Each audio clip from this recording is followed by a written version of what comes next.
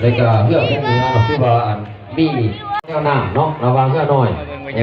อันเพื่อที่มากนี่เป็นเส้นของเพื่อที่มากนี่เขาเป็นที่พักนี่แหละสองโอ้โหรักใส่จ้าบ้าวันนี้มาให้กำลังใจทั้งทีมงานเพื่อฮีเบิร์ทั้งสองลำเพื่อฮีเบิร์กลุ่มไตแล้วก็กลุ่มเนื้อมาให้กำลังใจไอ้น้องนี่คือโสมหนาเนาะโสมหนาของสีผ้าเพื่อว่าฮีเบิร์ที่ว่าสมมือเนาะสมมือมีไพศนาพอฮีเบิร์ลำหนึ่งจอดทั้งนั้นเนาะได้ขึ้นมามีแต่ลำสองไอ้น้องสีผ้า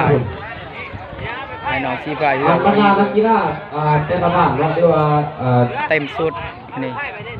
มาอยู่ที่บ้านเมืองโขงบ้านหัวโขงเมืองโขงแพงจังหวัดซัก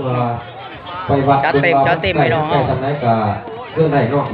จัดให้เด้อทีมงานเนาะเดี๋ยวจังไรว่าหน่อยสิไล่สดให้เบิ่งเลย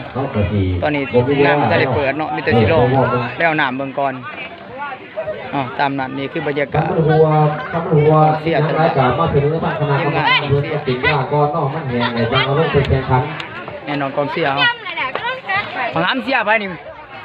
สีพายบ่นี่สีพายเรือกาบบ้านได้หัวโขงเหนือพายแล้วบ่ยังพายยังท่านไหนพายสู้เขาได้อยู่บ่จ๊ะบ่ได้พายคือบ่ใจบ่จักบ่ได้พายเขาให้กำลังใจน้องเนาะสู้ๆมื้อนี้มีหลายลำบ่มีหลายลำเนาะทีมงานเรือหน่อยเรือกาบนี่กำลังแข่งมานี่ก็เรือกาบแข่งจบไปแล้ว2คู่